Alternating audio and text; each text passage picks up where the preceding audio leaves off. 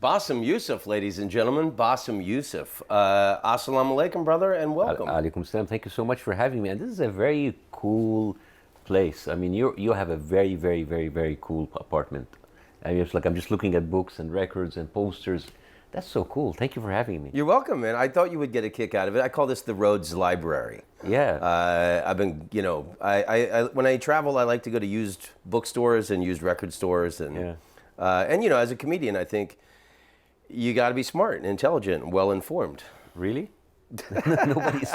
Nobody told me. I think I didn't get the memo for that. What the hell?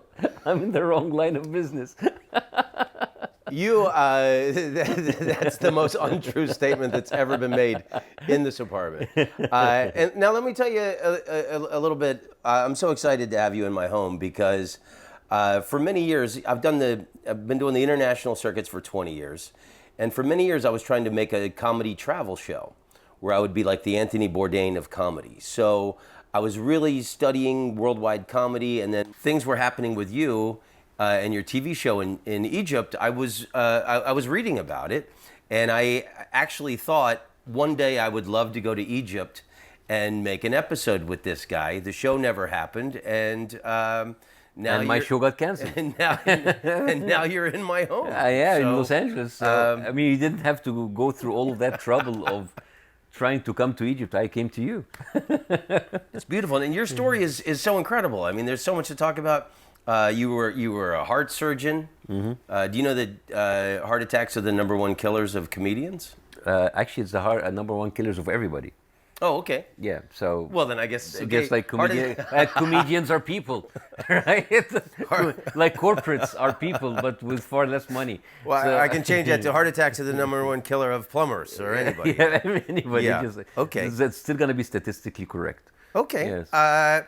But you left your career in medicine to start a television show, a political satire show like Jon Stuart. Yes. Of The Daily Show, who I'm guessing he was your hero. Yes. Is why you started the show. Well, I was a doctor, heart surgeon for 19 years, 7 years of medical school, and then 12 years I was a practicing doctor.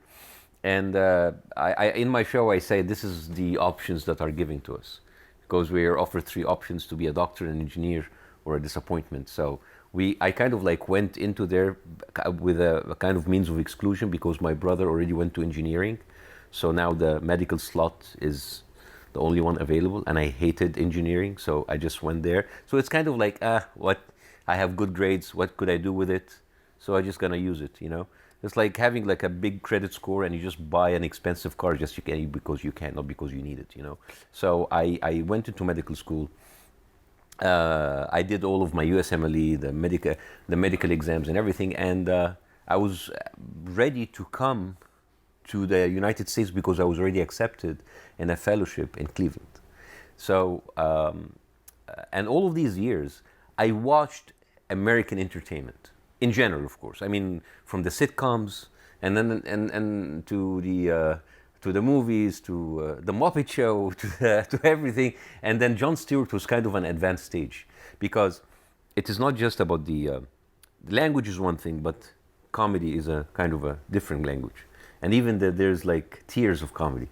So you can start by Friends, slapstick, very easy, very very easy to understand, very lovable, and then you kind of get a little bit smarter, and then you start watching Seinfeld because it's a show about nothing, and then Frasier.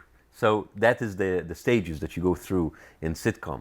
So I think I kind of define my English proficiency, not just in language, but in understanding the culture through understanding these shows.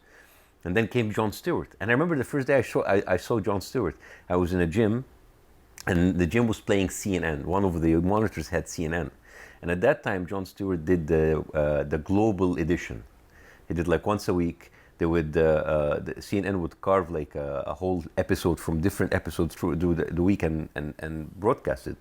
And I said, who is that? And I didn't understand anything what he was saying, because I didn't understand what are Democrats, what are Republicans, who the hell is Fox News, why are everybody's angry at them. And through him, I started to understand American politics. So he was my gateway to American politics, and he was my gateway to a different kind of comedy that I was not used to. You know, like a kind of like a journalistic kind of comedy. And I always had this very far-fetched dream that one day we'll have a show like this in Egypt, and I will be one of the writers, because I was like, I'm a doctor. What? I have no business being on screen. And then the Arab Spring, the revolution happened in Egypt. And at that time, there was the media, the Egyptian state-run media, was filling people's heads with lies and fake news. And I tell them my show, so like, I know that you guys are still getting to know this term, but we had that for 7,000 years. So we're kind of like ahead of you. So so I was kind of like pissed, and I started to do these like YouTube shows, and I didn't think that this will go anywhere. I said, all right, I'm going to Cleveland, and after a year, maybe somebody will discover these videos on the internet. But that's one of the things that blows my mind about you, is that you didn't do stand-up before the show. You went from a medical career, you made the YouTube videos, and then the popularity of that led to the show. And even these were not stand-up. These were like desk pieces, like The Daily Show. It was me, and then there would be a video, and then I will make, comment on the video, and that's it. So how did you know you were funny if you had never performed in front of a crowd? I had no idea. Yeah. I mean, I really didn't. Listen, I hate watching myself like every single human being. So I was just like putting it there. It's like, maybe I will get 10,000 views. In 7 weeks, I had 5 million. And I know that for so many people, 5 million now is nothing. You get that when your dog farts on TikTok. But at that time... But you have to dance. Yes, with the dog farting. But 2011, these numbers were crazy. Yeah. Right? And then suddenly I'm having offers from every single TV network wanting me to do the show on their station. And I said, that's crazy. No, I'm going to Cleveland. I said, no, we have this show for you. And I had to put Cleveland on hold. And I sent to them, like, I'm staying. And I gave up the fellowship. I was like, I'm going to stay and see if that will work for a year. But my mom was very protective of my career, to say, like, no, don't leave medicine. You invested so much time and money in medicine. You don't leave medicine. So do both of them at the same time and see if it works. So for a year and a half, I was on the show, the most popular show in the history of the Air Board, 40 million people doing watching surgeries. Every episode, and at the same time going to the hospital, doing my shifts, teaching in the hospital, because I was an attending doctor, so I had also classes to teach. And it was crazy because the professors, we do the morning rounds with the professors, right? And I'm a junior doctor, I was an attending doctor, so there was like the assistant professor and the professors.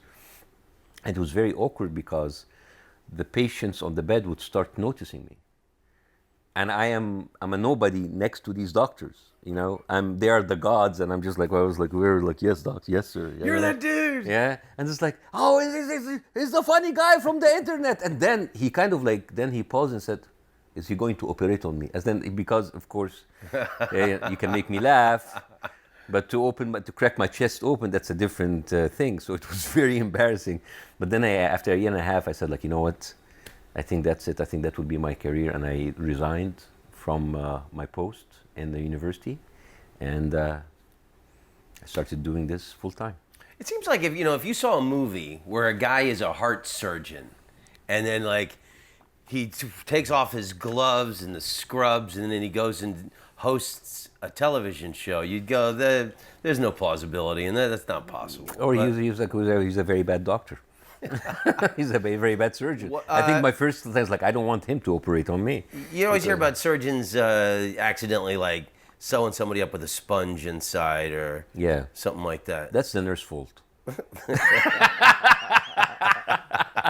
Well, actually, it is both of their faults, because at the end, like, no, seriously, they're supposed to. No, seriously, no, because there's a count, there's a sponge count, there's a towel count, so the doctor cannot close up until he asks the nurse how many. So as we when they give them the sponge or the towels or whatever, we count. It's like 1, 2, 3, 4, 5, 6. So when the nurse receives the towels back from him, he has to give her 6. And she keeps the count. So it's a joint So it is the nurse's responsibility. fault. You're laughing, but it really is the nurse. I don't want nurses to hate me, but yeah. So would you ever go back to medicine? No. Never. No, I actually I discovered that I never liked medicine in my life. I mean, I did all the good grades. I was always an A student. I did all of the GSMLZ, and I even did like the British exams, and I was qualified to be in the Royal College of Surgeons in England. I did everything, but I just did it because I had to. I hated it, even in my medical days, and when I was a medical doctor. It seems that I was trying to find anything as an escape. So, and this is a lot. This is not a lot of people know this, but as I was being a doctor, I used to teach salsa. Salsa. Yeah. Oh, yeah? Teach salsa and Argentinian tango. I love dancing, and I had the biggest classes in Egypt. I don't know if you know this or 50 not. people wanted to come to the class. My mother's from Buenos Aires. I'm half Argentinian. Yeah, so I still do Argentinian tango. I still dance socially till today. Oh my God! So I created a big salsa community in Egypt and a big tango community in Egypt, and I was been frowned upon by my fellow medical doctors because like, oh no, a real doctor doesn't. Are you doing it in LA? I still dance sometimes. Okay, but tango more than salsa. You just became my favorite person on the planet. Yeah, so. dancing is beautiful. So Yeah, especially the tango.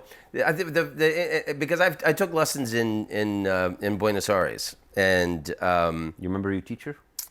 nah, you know it's funny because like I was there in summer when I first did it, and my mother translated for me so I could do it, and it was really hot, and I put on regular shoes for dancing, and I said you can't tango in flip flops, and then we go to the studio, and the instructor was wearing flip-flops, and he was amazing. This guy moved around like... I mean, these people can be on skates. They don't care. I mean, some of the masters are amazing. Well, the interesting thing about the tango is the man is basically driving the car.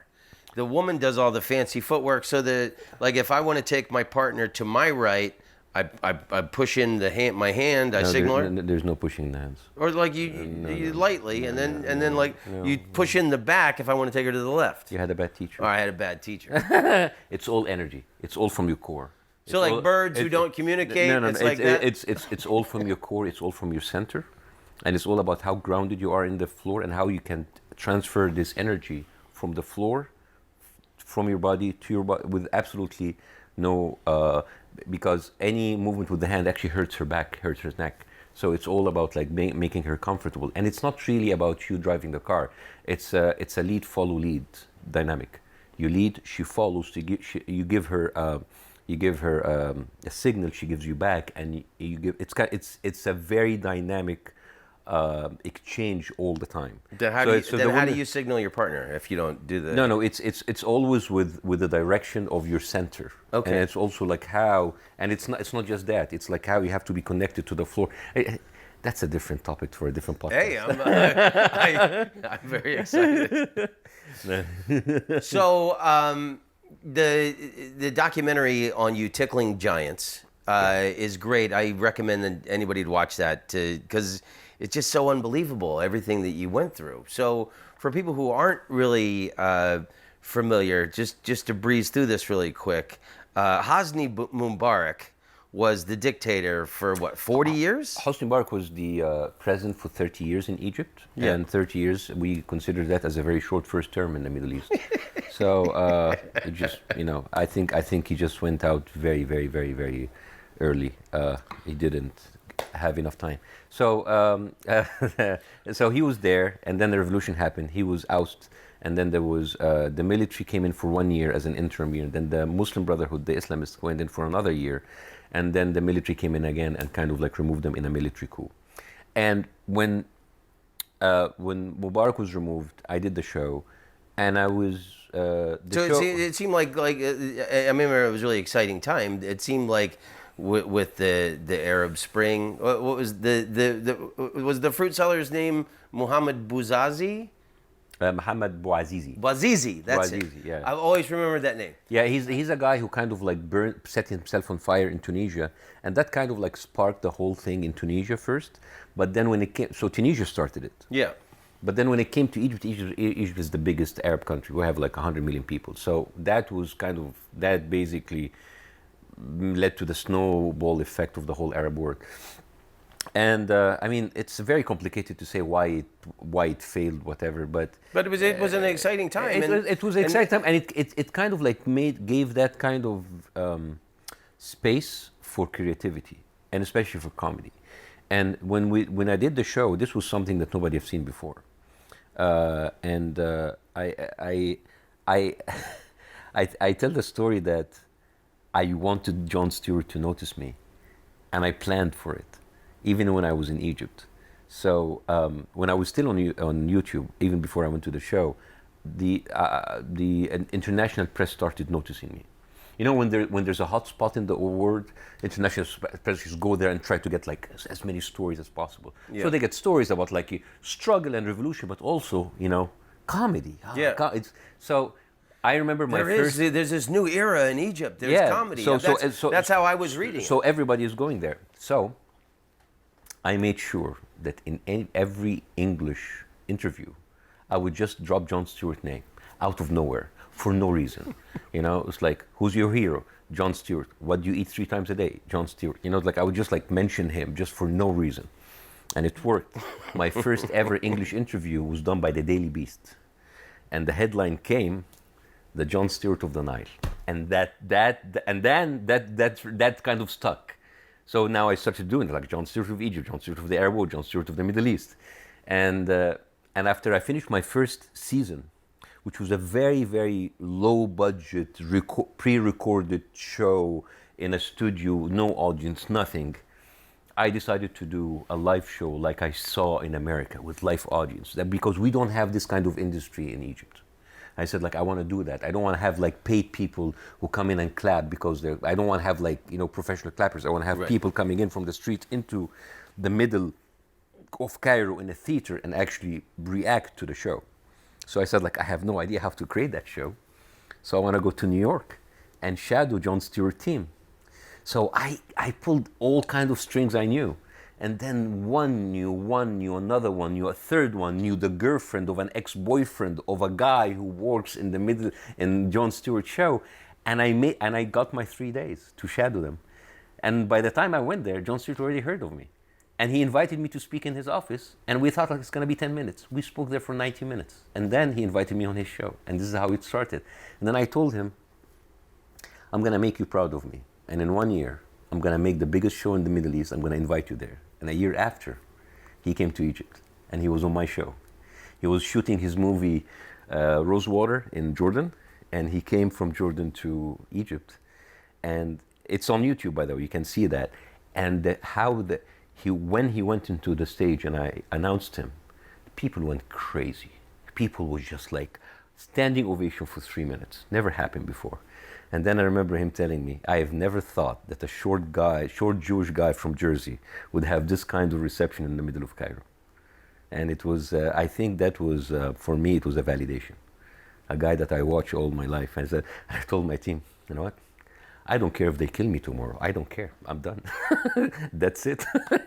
When I loved at the end of Tickling Giants, where there's a big banquet award ceremony or something, and he introduces you, and he says, "I'm the Bassem Youssef of America." This is how humble he is. He says, "I'm the Bassem Youssef of America." He's amazing. It was so beautiful. He's such a beautiful person, so genuine, and I do miss him.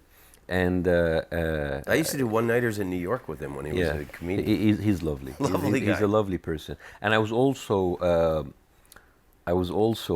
quite fortunate to be on Colbert's show, one of his team, and I was also fortunate to come back to his show with Trevor Noah, brilliant comedian.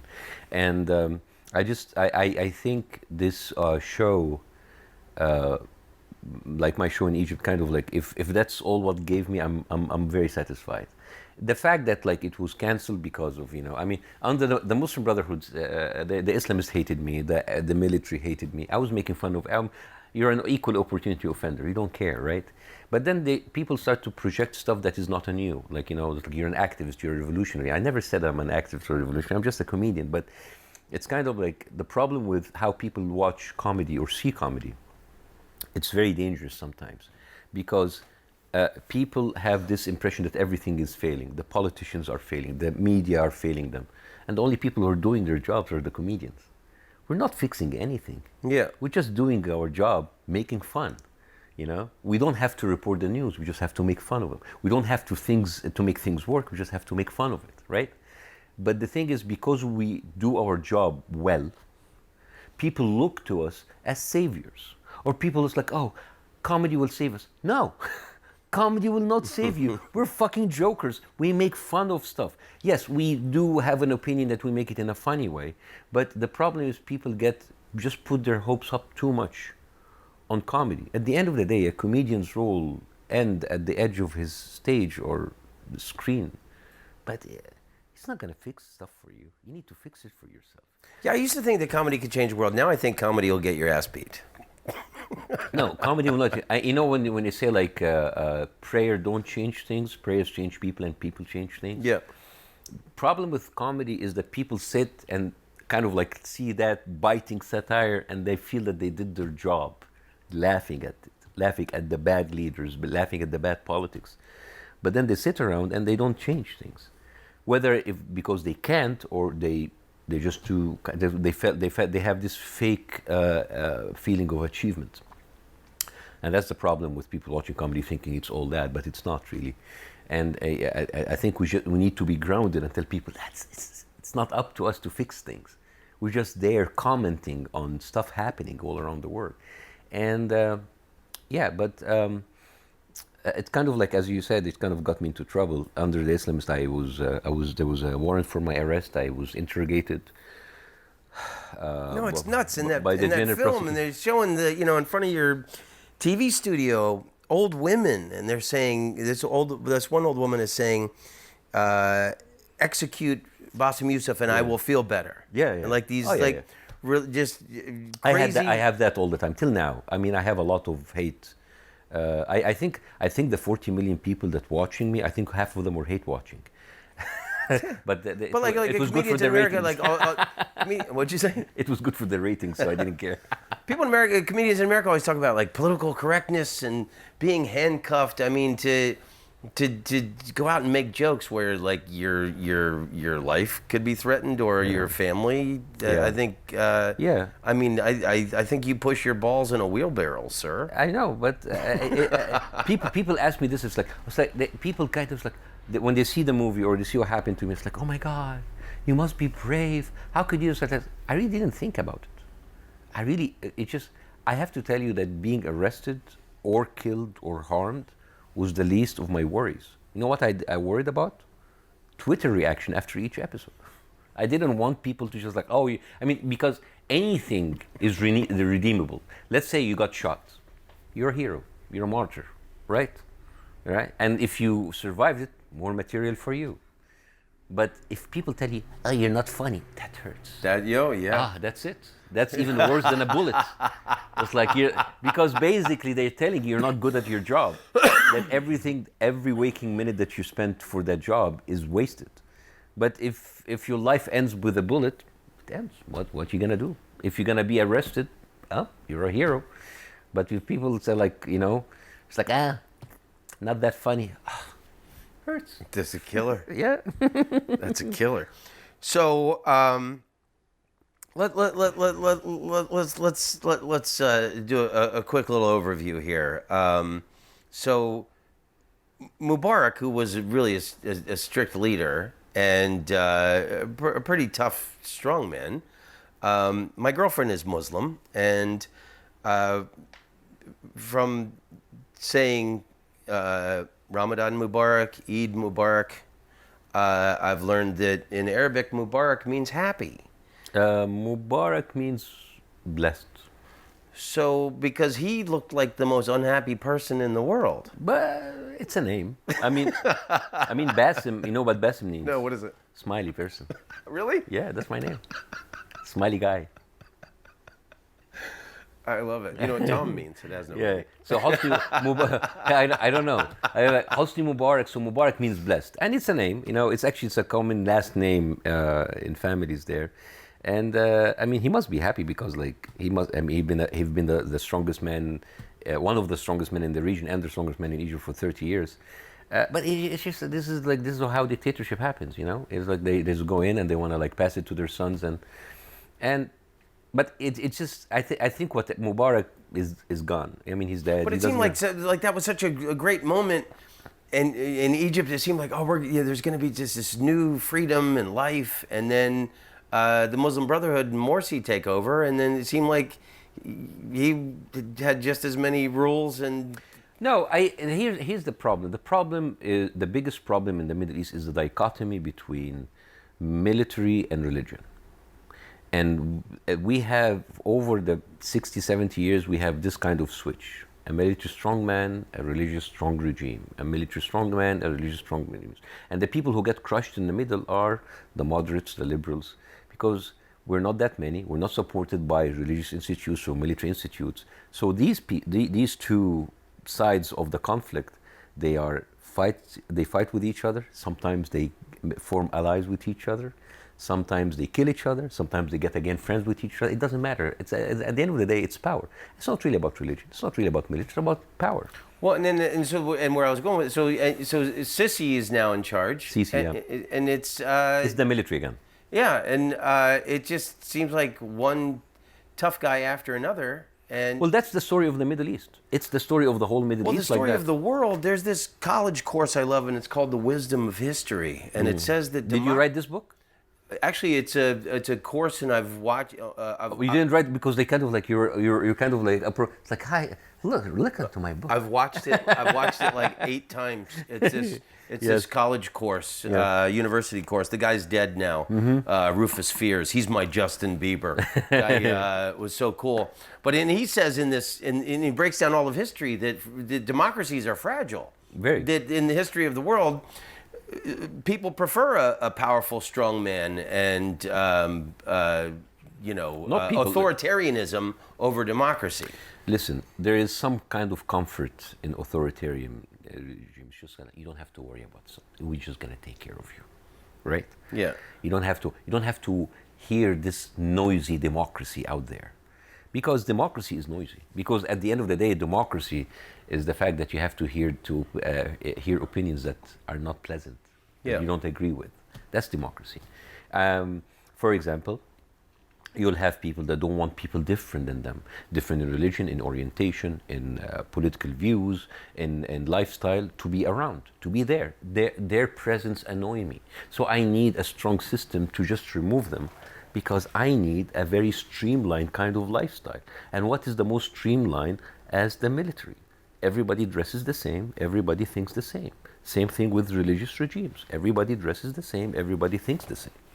So there's kind of a comfort to those kind of people, you know. And the problem is, this is kind of because it's expected, it is predictable, and but of course the people who are different, the people who want to be more creative, who want to explore more, these are the victims of these kind of regimes. That's why in those kind of countries, the level of creativity or the level of art suffers. Because in order to be artful, more creative, funny, you need to be free, right? And that's why you don't have a good comedy scene. Not because people are not funny. People are very funny there, but they have all of these limitations that they cannot step over. So everything becomes stagnant. Art becomes stagnant. Creativity becomes stagnant. Comedy becomes stagnant because you have all of these limitations on you by the system. Because and now we're not going to hear anything that is politically incorrect, because it's not allowed. You're not going to hear anything that is offensive, because it's not allowed. So that's why, with all of the the bitching and whining of people, it's like, oh, it's offensive. Yeah, but that is actually part of the whole idea of being free, that you have to listen to everything. You don't have to agree with it, but you just have to stop being a bitch about it. Well, how much do you worry about American democracy, and did you see any parallels between Sisi and what Trump did for 4 years? Trump, I think Trump is really looking at the Middle East and he's very envious, because he's like, I wish I can get away with shit like those people, right? Because he even said that, like even in joking, but when he met like the North Korean dictator, it's like, oh, I should be president forever. And he's like, oh, I was joking, but inside he's the problem with Trump is that he is someone who has never been in a position of public service.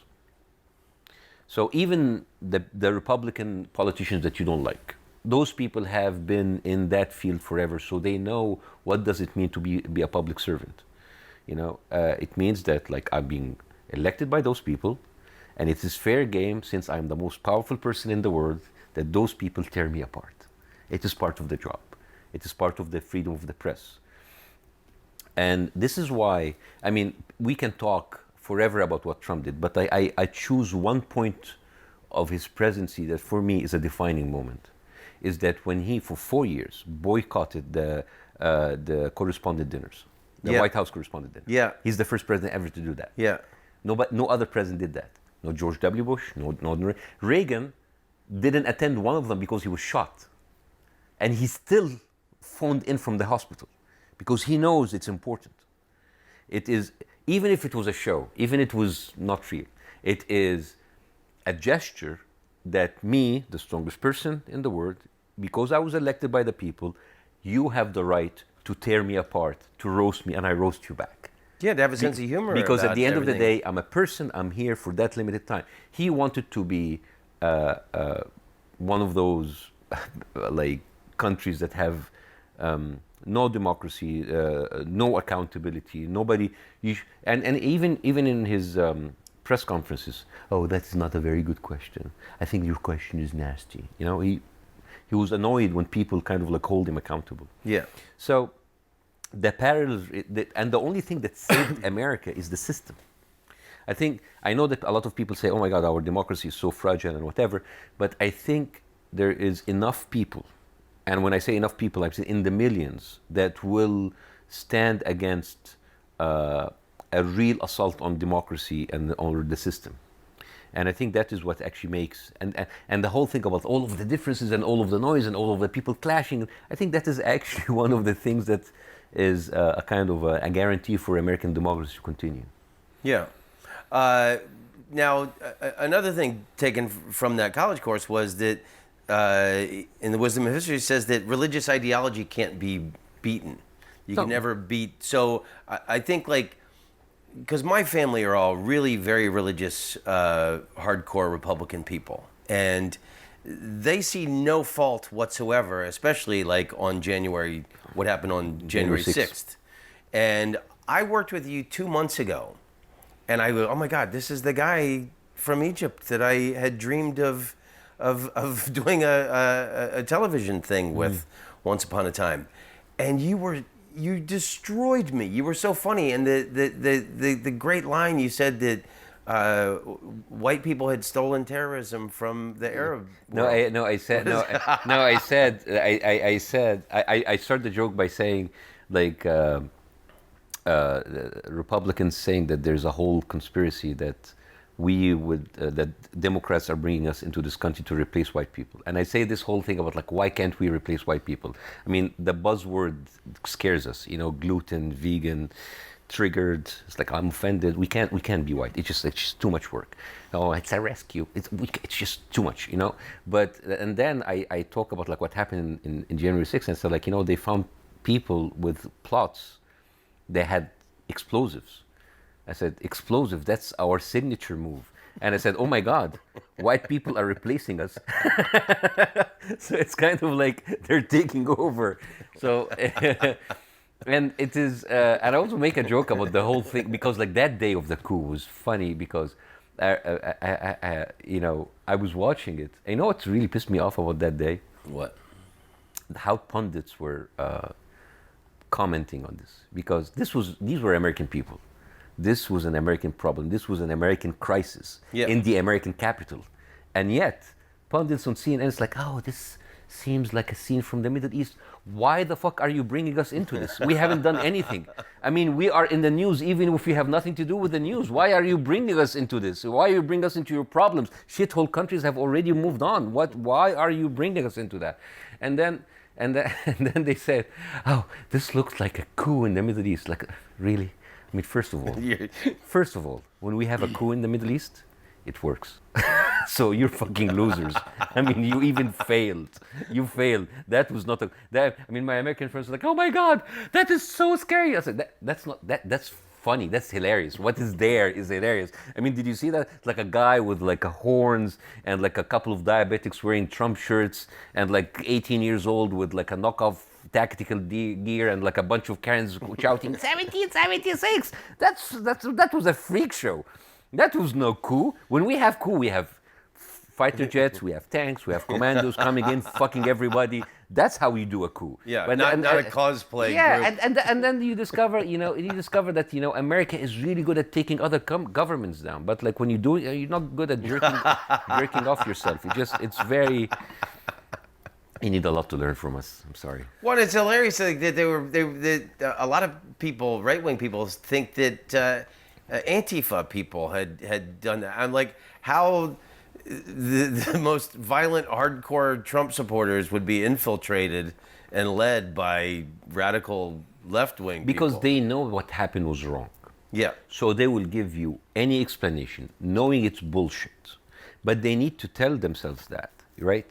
I mean, is it really a surprise to you? I mean, right-wing people in general, yeah, will try to find the most ridiculous explanation for the most horrible things so they can feel good about themselves. Because they cannot admit that everything that they have believed in is wrong, right? So, let's say, for example, all through the history, we had people predicting the apocalypse, right? And how many times have been there proven wrong? Every time. Have they ever admitted? It's like, oh, it's something else. No, then they always push the date further back. And then they push it. I was wrong. It's 2 years from now. But it's something else. I mean, it's like God does not like us because it's all of those gays or those. But it's just or the Jews or the Muslims. It has to be something else. You cannot. The difference between cultish people, and when I say cultish people, I mean people with extremely religious fanatics, extreme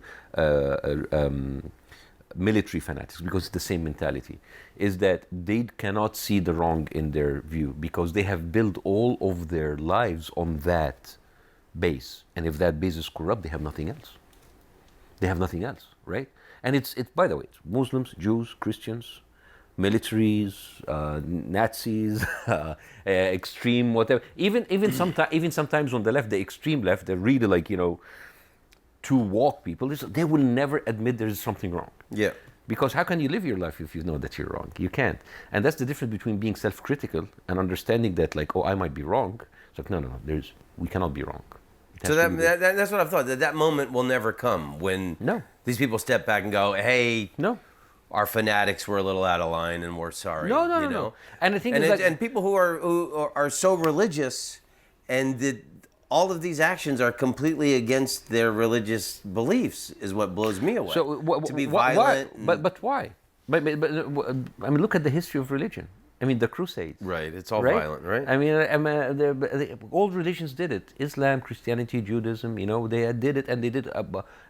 There's people who did in the name of God. They committed a horrible atrocities to other people, and there's always an explanation.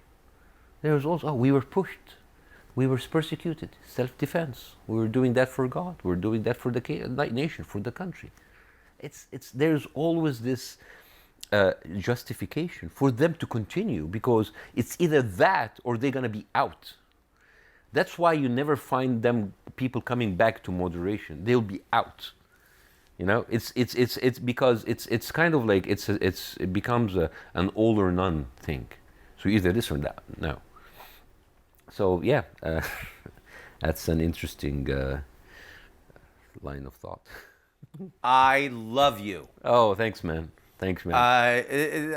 That's such a great explanation. You actually make me feel better because I've been very worried. No, but the thing is, like, I think that we should stop trying to convince those people. They will not be convinced.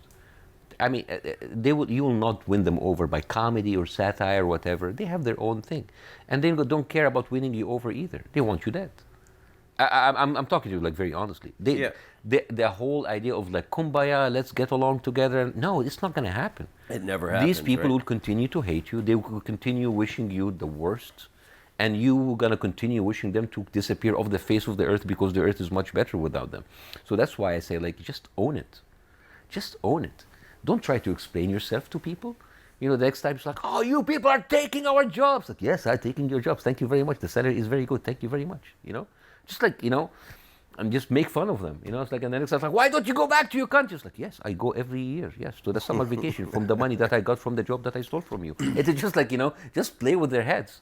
It's like, you even pay taxes? Yes, I have paid taxes, very little.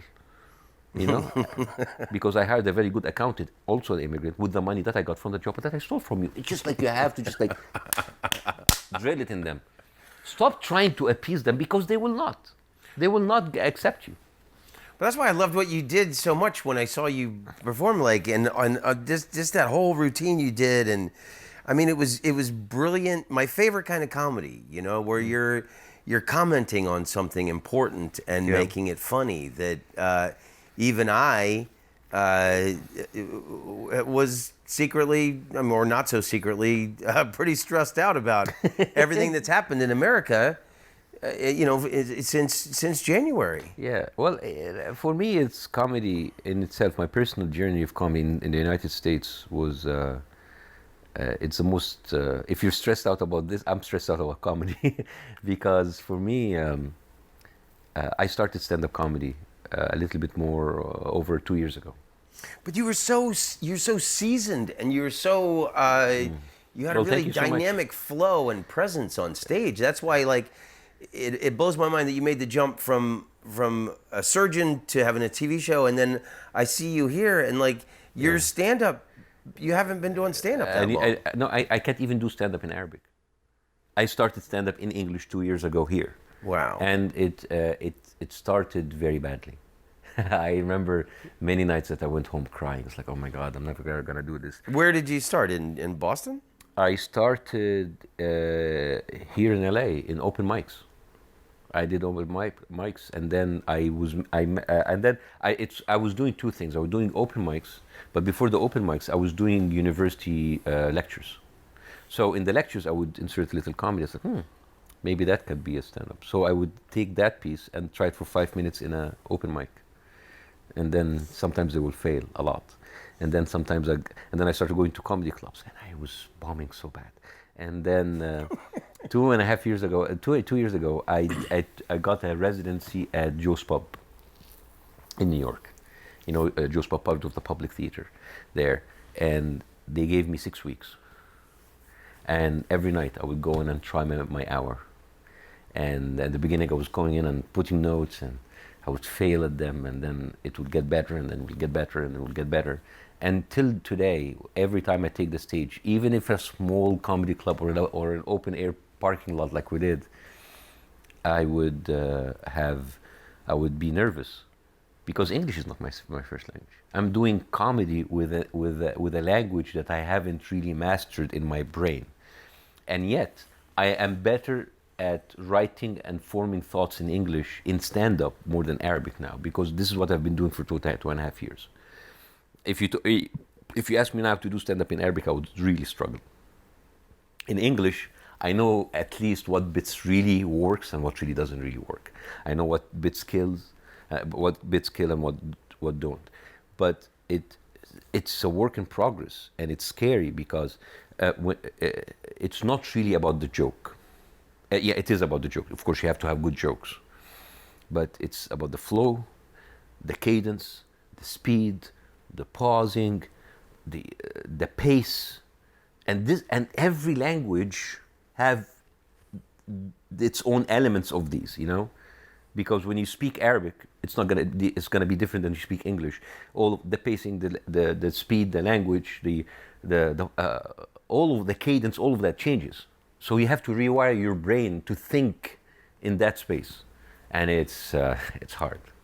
So, and sometimes I don't, I want to do it. I want to like know exactly the same the words. I don't want to mess it up because like, you know, my enunciation has to be perfect, because if they don't hear me, they're not gonna laugh. And sometimes I have to make sure that I say it with the right kind of grammar, because the grammar, if it's bad, it's gonna spoil the joke. So I have all of these things like happening in my mind at the same time. So it's tough, but it's as scary as it is. The fact that I'm 47 now. So to learn a new skill at the end of my 40s, and to be so invested into it, I think it's a blessing. I think maybe it will protect me from getting Alzheimer. That's the goal, right? That's great. It was either this or crosswords. What joke have you written that you're the most proud of? Proud of? I don't know.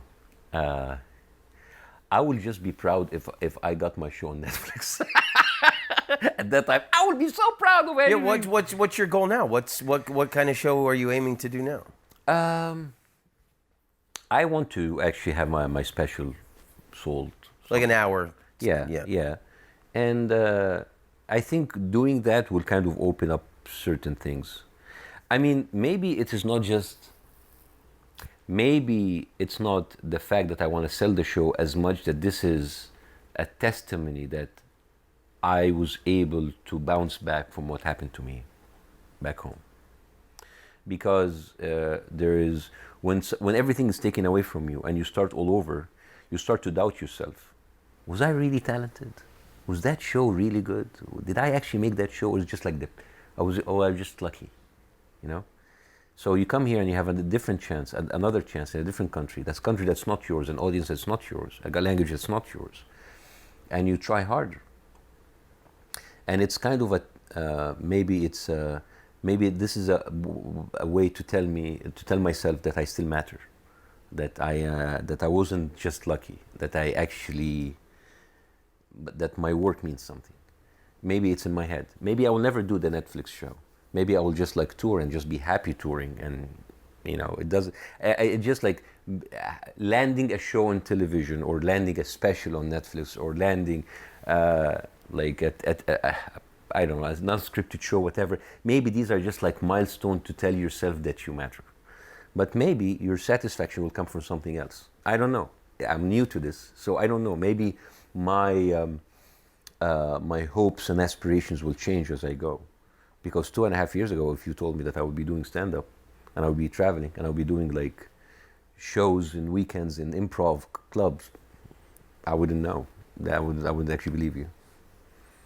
Well, I mean, I think what you're doing is important. I mean, my whole life, comedy's been the most important thing. And, I mean, you basically, you had a massive impact on Egypt. Your jokes are powerful. I think you're hilarious in English when I saw you. And you're playing at the Brea Improv. The Brea Improv, 25, 26 of June. 4 shows, 2 shows on Friday, 2 shows on Saturday, and it's gonna be the first full capacity show after the pandemic. I'm gonna come out and see it. So, oh my God, anybody watching, yes. Listening, please come out, and I'll be there. I would love you to. I would, because seriously, man. I would love to see you do an hour. When I saw you do the 20, you just. You instantly became my favorite comedian. You have to tell me which show you're coming, so I'm gonna be extra prepared. But I tell you one thing, the whole thing about this journey for me is, it's not really the big show or the stand-up comedy or whatever. I think, for me, it's more about the ability to reinvent yourself, because that was the hardest thing. Especially when I was expelled from Egypt, you have a lot of people happy that you're gone, and they always kind of like attack. It's like, he was nothing, he was da. Right. In my mind, like, maybe I want to prove to them, or prove to myself, or maybe actually prove to myself. Because at the beginning there was like feelings of anger and wanting to revenge, and I will show them and whatever, and that kind of stressed me out. And then I kind of like, it leveled down, and I said, maybe I would just enjoy the journey.